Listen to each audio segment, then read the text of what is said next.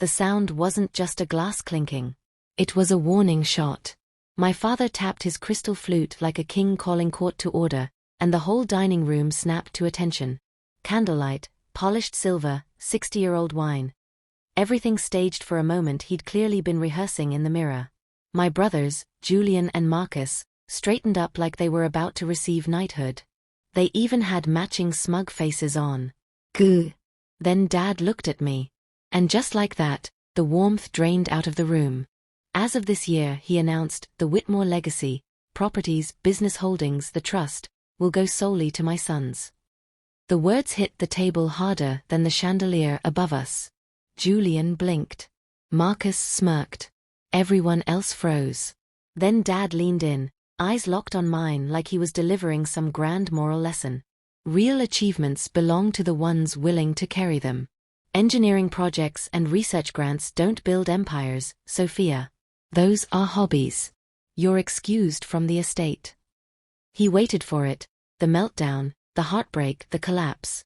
Instead, I took a sip of champagne. Cold. Crisp. Perfect. 3 hours earlier, I'd rolled up the long driveway in a hybrid rental that definitely didn't fit the Whitmore aesthetic. I parked it behind a hedge so my father wouldn't start lecturing me about presenting myself like a real Whitmore. Didn't matter. I hadn't come here to impress anyone.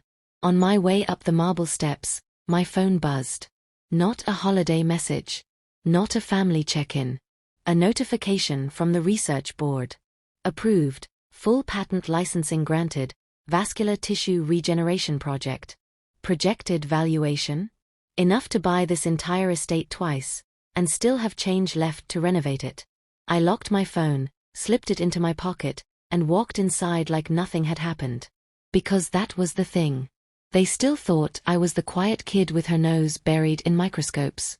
The daughter who doesn't understand business. The one who doesn't fight back.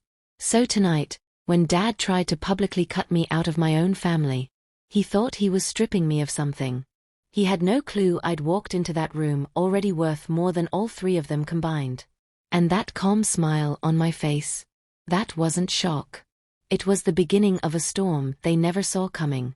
The moment I stepped inside, the house hit me like a memory I didn't ask for. Cedar polish. Old books. And that colder scent beneath it all, the smell of expectations I'd never met, soaked straight into the hardwood floors. My mother appeared at the bottom of the staircase. Perfect posture, perfect hair, perfect disappointment. Her smile was the same as always, tight, brittle, rehearsed. She hugged me like I was a donor at a gala. Quick, polite, zero warmth. You made it, she said, pulling back to scan me up and down. Her eyes paused on my plain sweater, my bare neck, my sensible shoes. You. Dressed comfortably. Comfortably. One word. 1,000 cuts. Before I could reply, Marcus's voice bellowed from the sitting room. Is she here? The little lab rat finally crawled home. Dad laughed. Loudly. Proudly. I felt that old sting rise in my throat, but I swallowed it and walked down the hallway. The portraits lining the walls, decades of Whitmores staring down with smug approval, seemed to shrink me with every step. This house had always tried to shove me back into the same box.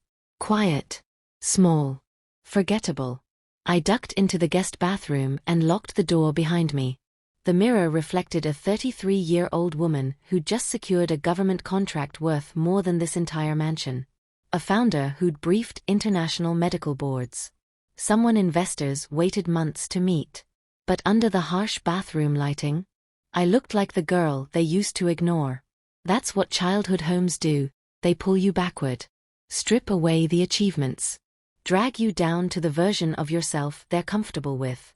For one breath, I let the old ache surface, the one that had pushed me to get perfect grades while my brothers got applause just for showing up. Then I pressed both hands to the cold porcelain sink. And I reminded myself. I didn't come here to impress them. I didn't come to be accepted. I came to bury the version of me this house tried to build. When I stepped out again, the volume in the living room exploded, boasting, bragging, clinking glasses. Julian and Marcus tripped over their own stories trying to win Dad's approval. And Dad? He drank it in like it was oxygen. As I headed toward the dining room, the girl I used to be whispered in the back of my mind. They still have no idea who you've become. No, they didn't. But they were about to learn. The dining room looked like a set piece stolen straight from an old money fantasy. Crystal glasses, blinding silverware, candles tall enough to violate fire codes. My father always believed if he made a table extravagant enough, no one would notice how empty the people sitting at it really were. Naturally, he sat at the head of the table like a king who carved his own throne. My mother sat at the far end, quiet, ghost-like, trained to disappear. And Julian and Marcus flanked our father on either side, trophy sons polished to perfection. I took my usual invisible seat across from Julian's daughter, Lily. The only person at that table who wasn't performing. She didn't look up, just tapped quietly on her phone, the glow reflecting in her glasses like she was watching another reality entirely. Smart kid. Dinner arrived, lemon thyme chicken, roasted vegetables, everything plated like a Michelin chef was hiding in the pantry. It tasted fine. Expensive. Meaningless. Because I knew what was coming. My father wasn't eating. He was waiting for an opening. Marcus took it. He lifted his wine like he was shooting a commercial he couldn't afford. Closed the luxury condo deal last week, he announced. 6-figure commission. Easy win. Dad lit up. That's what power looks like, he boomed. Real power. Built on property, equity, assets. Not experiments. His eyes flicked to me like a laser pointer. No interest. Just evaluation. And you, Sophia? He asked, dripping with condescension. Still tinkering with your little science hobby? I run my research division, I said calmly. He waved a dismissive hand. Science doesn't build empires. Ownership does. Julian snorted. Maybe she can handle our HR paperwork. She always loved organizing things. More laughing. Choreographed, synchronized, predictable. I cut my chicken in silence, the knife gliding smoothly. I'd been in rooms full of federal regulators, billion-dollar investors, and world-class scientists. None of them ever made me flinch. This table definitely wouldn't. Then it happened. A tiny sound, so small I almost missed it, cracked through the noise. A sharp inhale. Followed by the clang of metal against porcelain. Lily had dropped her fork. Julian snapped instantly. Lily. Phone down. Now. But she didn't move. Didn't blink. Her hands were shaking. Dad. Grandpa, she whispered. You should see this. She slid her phone across the table. Straight to my father. He picked it up with a scowl. What am I looking at? The Global Innovators Index, she said. It updated tonight. So? He grunted. Scroll, she whispered. Rank 18. He squinted, annoyed. Then, everything stopped. His face drained. His mouth froze mid-breath. Lily swallowed and read it out loud, because no one else could speak. Sophia Whitmore, estimated net worth, $4.9 billion. Silence detonated across the table. Julian's jaw hung open. Marcus stopped breathing. My mother looked like she'd seen a ghost. And for the first time in my life, the room didn't shrink me. It bent around me. Shifted toward me. Because suddenly, the smallest seat at the table belonged to the man who used to run it. My father's face didn't crumble all at once. It fractured. Tiny cracks first, around his eyes, the corner of his mouth, the rigid line of his jaw. Like his entire identity was starting to split under pressure he never planned for. He stared at Lily's glowing phone screen, blinking fast, like the numbers might magically rearrange into something less humiliating. Julian leaned over his shoulder. Squinted. Then recoiled like he'd touched a live wire. No, no way, he whispered. This can't be real. Marcus grabbed the phone next, scrolling aggressively. A glitch. Has to be. Maybe it's another Sophia Whitmore. Someone else. Anything but this. I lifted my wine glass, not to hide this time. To enjoy the view. Dad, Lily said softly. It's her profile. Her patents. Her board appointments. Everything.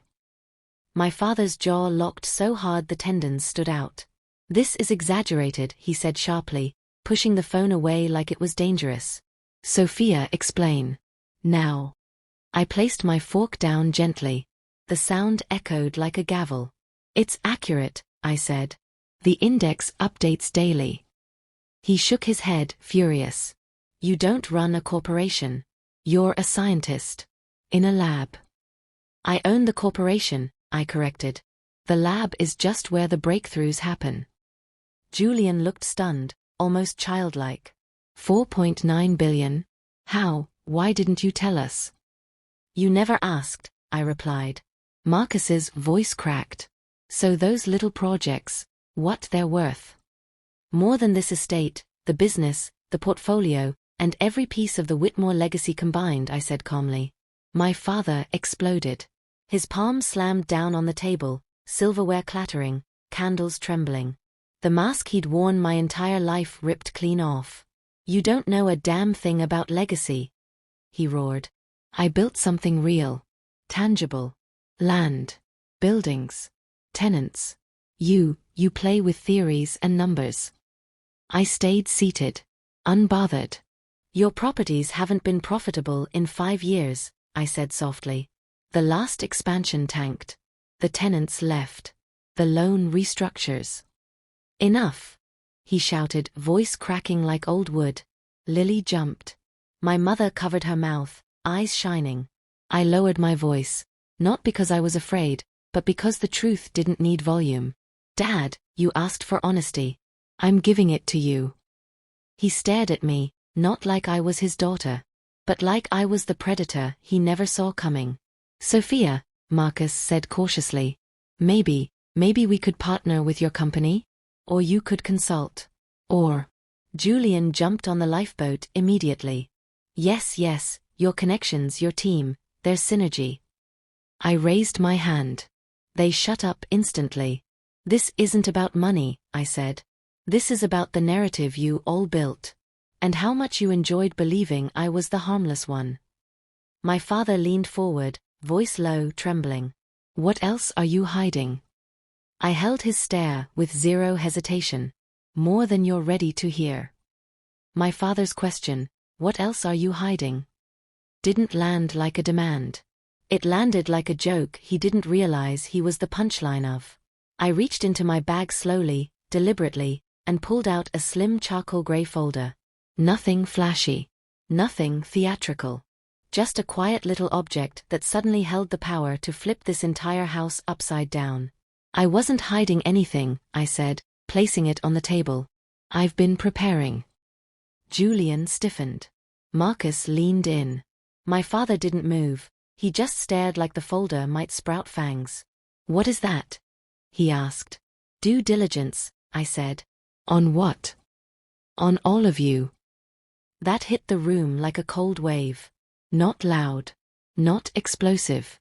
Just undeniable. When you reach a certain level of responsibility, I continued, you don't rely on trust. You verify. You protect your assets, your company, your reputation, your future. Marcus barked out a laugh. You ran a background check on your own family? I run due diligence on everyone, I corrected. Investors. Partners.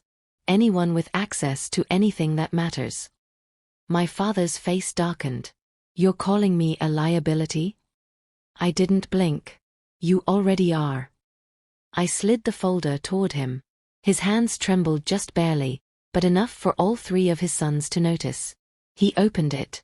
Read the first page. Read the second. The blood drained from his face like someone pulled a plug. Julian's voice cracked. Dad, what is it? He didn't answer. So I did. Debt, I said. Crippling amounts. Marcus frowned. What are you talking about? Dad mortgaged the estate twice. Took out a 3rd high-risk loan last year. The commercial buildings he brags about? Vacant. The properties are underwater. Foreclosure proceedings already filed. My mother let out a strangled gasp. Alexander, tell her she's lying. He couldn't. His silence was louder than any confession. Julian shot to his feet, chair skidding across the floor. You told us the business was thriving. You said we'd inherit. You're inheriting debt, I said. A legacy of smoke and excuses. My father slammed the folder shut, but his shaking hands betrayed him. You had no right to investigate me, he snapped. I leaned forward, voice calm and surgical. You lied to your entire family. You pretended you had an empire when all you had left was paperwork and panic. Marcus looked sick. So everything you promised, everything we counted on. It was never real, I said. Not for a long time. My mother's voice wavered, desperate. Sophia. Sweetheart. You can help us. You have the means. You can save the house. I stood up slowly. No. Julian's voice cracked with rage. Why not? You have billions. I met his eyes without flinching. And none of you gave a damn about me until you saw the number. Silence. Heavy, choking, undeniable. Because every one of them knew it was true. The room felt heavier than ever. Like the truth I'd just dragged into the open had sucked the oxygen out of the air. Every facade my family had polished for years, pride, power, perfection, collapsed in front of me. And when the illusions died, panic took their place. Marcus cracked first. You can't seriously leave us like this, he sputtered, his voice thinning with fear. You know everything we've built. Everything we've invested. Marcus, I said quietly, the only thing you've ever invested in is your own comfort. You've never given up time. Or money. Or reputation. The only thing you let go of was accountability. His expression fell like I'd struck him. Julian stepped up next, trying for that corporate command tone he liked to practice in front of mirrors. It faltered halfway out of his mouth. Let's be rational, Sophia. You have enough resources to keep the estate afloat. We can reorganize Dad's accounts, re-establish the properties, start over. My father's voice finally clawed its way out of his throat, rough and strained. I am your father, he said, each word trembling. It is your obligation to preserve our family name. I faced him slowly, deliberately. That's interesting, I said. Because I don't remember you preserving me. Not when you mocked every achievement I made. Not when you belittled my work. Not when you dismissed my career as a childish hobby. Not when you cut me out of a will filled with assets that don't even exist. He shut his mouth, jaw tight, because he knew every line was true. My mother clasped her hands like she was holding them together to keep herself from unraveling. Sophia, sweetheart, families heal. We can come back from this. I met her eyes. Healing sometimes requires stepping away from the wound. A tear slipped down her cheek. I felt no urge to wipe it away. Then I looked at Lily. She was sitting rigidly, her face pale with shock, but her eyes were the only honest ones in the room. Frightened. Unsure. Hungry for something better than the chaos she'd grown up in. I remembered that feeling. I remembered being her. Lily, I said softly. She lifted her gaze. This burden isn't yours, I told her. You don't have to pay for their decisions. Julian reacted instantly. Sophia, do not involve her. I reached into my bag and handed Lily a small envelope. Inside was a single card. My foundation's legal team, I explained. They're managing your college trust. It's fully funded, and it's under your name only. Her voice wavered. Why would you? Because you deserve one person who doesn't fail you.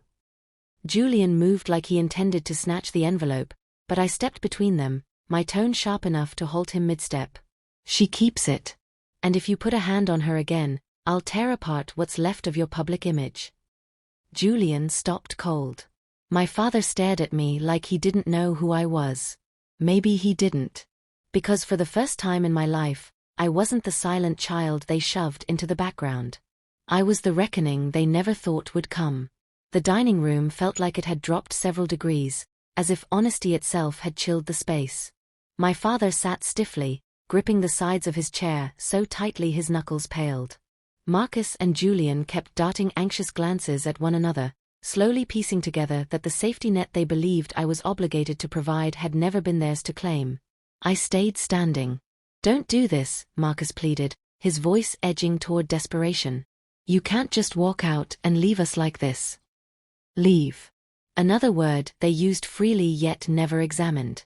"I'm not walking out on anyone," I said, my voice steady. "I'm simply not staying for people who only discovered my value once it benefited them." Julian took a cautious step toward me.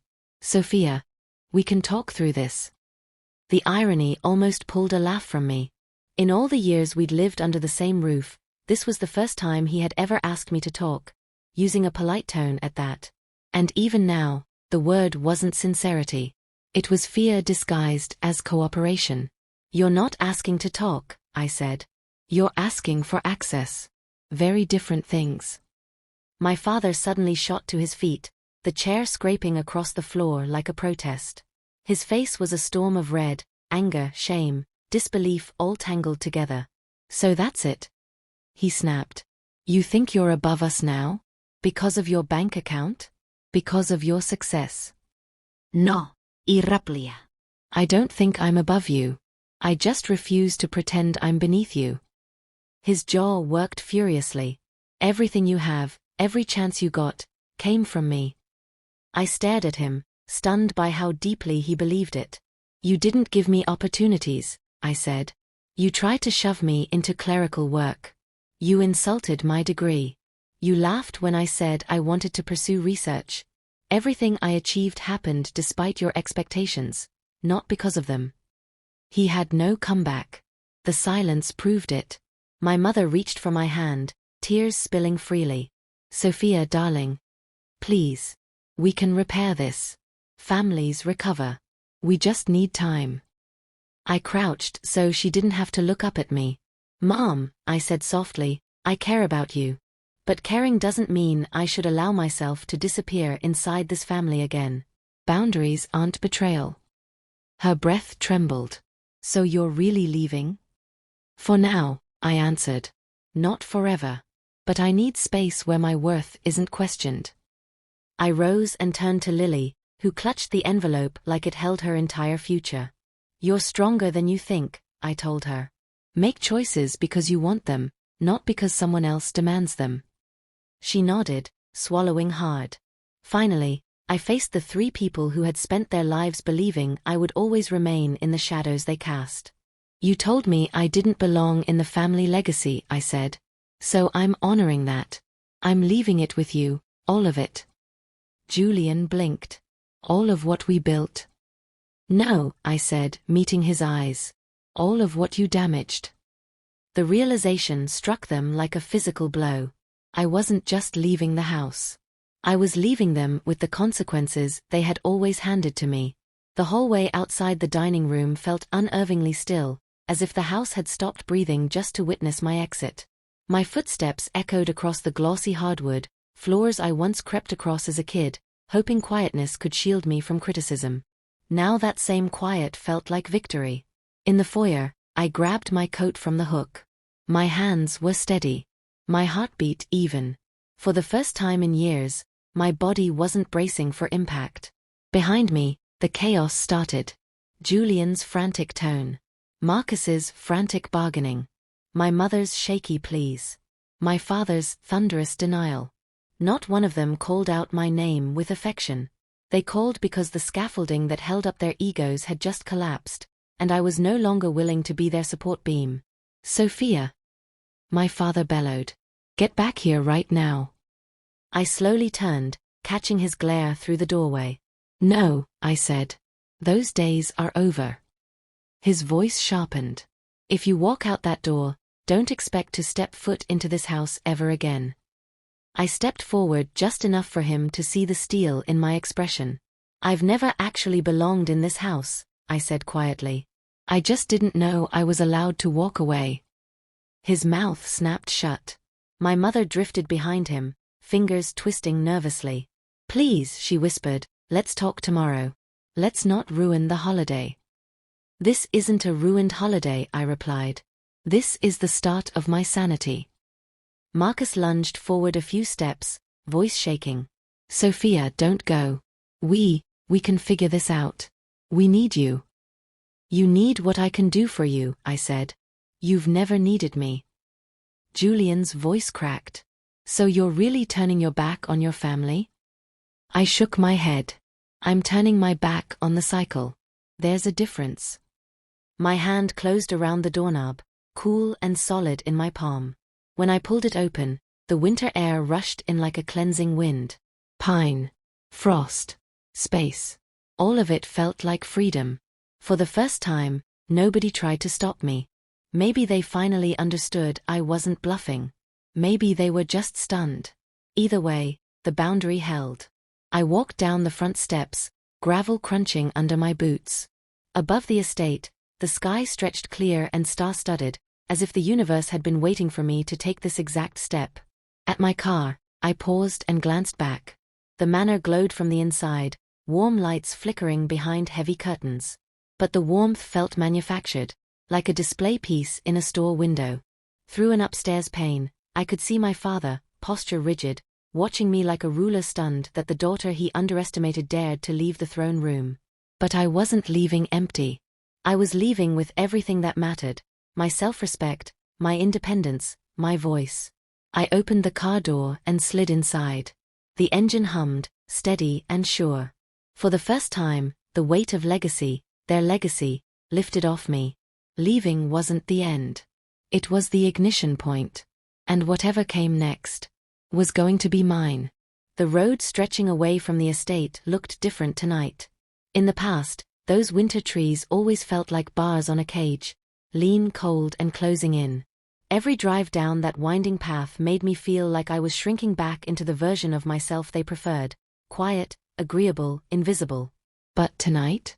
Tonight the same road felt like a runway. A launch. An exit into a world that finally belonged to me. I cracked the window open, letting the sharp winter air cut across my face.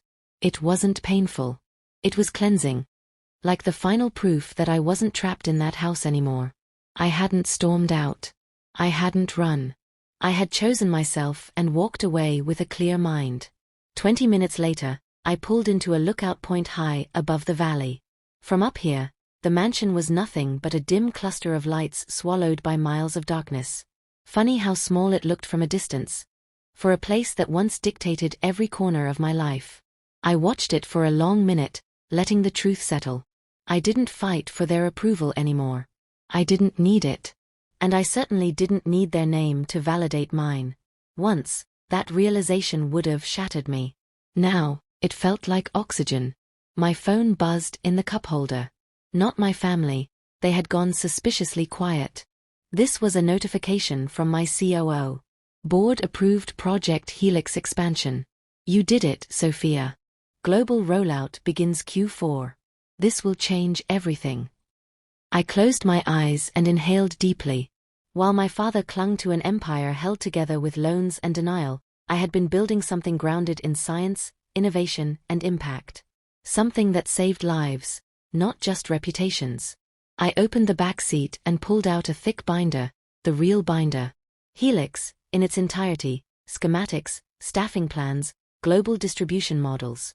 The blueprint for a biomedical hub capable of manufacturing synthetic organ scaffolding at scale. Thousands of jobs. Millions of patients impacted. A 10-year medical leap compressed into one project. The Whitmore estate could crumble tomorrow and the world would never notice. Helix could launch, and the world would feel the shift. My legacy wasn't tied to their approval. It wasn't meant to fit inside their narrow view of what success looked like. It was meant for something bigger. I checked the dashboard clock, 11:58 p.m. The city lights glittered in the distance, shimmering like a promise waiting to be claimed. I turned the car around and headed toward the skyline, toward the life I was building by choice, not by inheritance. When I walked into my penthouse, the silence felt different. Calm, intentional. A space made from my decisions, not from my family's expectations. Floor-to-ceiling windows framed the city, alive and humming. I sat down with a glass of water and finally let the night catch up with me. Relief settled first. Then grief. Then clarity. Then power. My phone buzzed again. From Lily. Thank you. I don't know exactly what changed tonight, but I think you saved me. That one message softened something inside me. Because maybe I hadn't walked away from the whole family. Only the part that refused to grow. Staring out at the bright skyline, I understood something with absolute certainty. I didn't just leave a broken legacy behind. I stepped toward the one I was ready to build. And now came the final decision. What would I do with the power that no one could take from me anymore? I woke before sunrise. The sky stretched in deep violet across the city like a curtain waiting to lift. Normally, mornings meant instant acceleration. Emails, research updates, new deadlines, everything aligned toward progress. But today had a different weight to it. Today wasn't about moving forward. Today was about letting go. I made a cup of coffee and sat by the window, watching the first streaks of light slip between skyscrapers. And somewhere in that slow, quiet glow, I realized something I never expected. I didn't feel angry. Not numb. Not bitter. Just steady. The storm from last night hadn't followed me here. It had stayed behind in that house, clinging to people who chose to hold on to it. For the first time, peace didn't feel like something I had to earn. It was simply mine. My phone buzzed. A message from my legal team. Not my father, not Julian, not Marcus. Foreclosure confirmation expected within 10 days. Debt filings updated. No action required on your part. I read the message twice. Then again. For years, I believed that if I didn't hold everything together, the whole structure would collapse. I spent years being the emotional scaffolding for people who never noticed the weight they placed on me. Now everything was collapsing. And I didn't feel responsible. I felt free.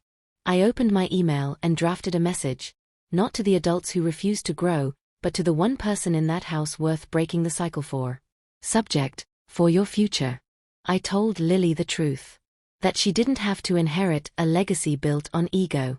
That she had real potential. Hers, not her father's. That she could build something entirely new. And that if she ever needed guidance, she knew how to reach me. When I hit send, a realization clicked into place like a final puzzle piece. I didn't walk away because I stopped caring about them. I walked away because I finally started caring about myself, too. Hours later, I stood on the rooftop of the new Helix expansion site. The sound of construction filled the air. Metal, machinery, voices calling directions. It wasn't noise. It was momentum. Workers moved with purpose along steel beams. Cranes arced overhead. The entire site buzzed with the energy of something transformative being built from the ground up. This was legacy. Not dusty estates. Not family names carved into stone. Not inheritances built on lies and debt. Legacy was impact. Legacy was evolution. Legacy was the freedom to choose your own direction. My COO approached, holding out the final approval documents. Ready to sign? She asked. I took the pen. And as I signed my name, the wind rushed across the rooftop like a reset button. Soft, cool, and absolute. I felt the last remnants of the version of me who begged for validation dissolve into that breeze. I didn't need my father to see me. I didn't need my brothers to respect me. And I didn't need to rebuild the place where I'd been taught to dim myself. Leaving wasn't an ending. It was the beginning of the first chapter one had ever written for myself. That night, standing by the window of my apartment with the entire city glittering below, a quiet truth settled in my chest. Sometimes the greatest revenge isn't proving them wrong. It's becoming someone who no longer needs to. And finally, I was that person.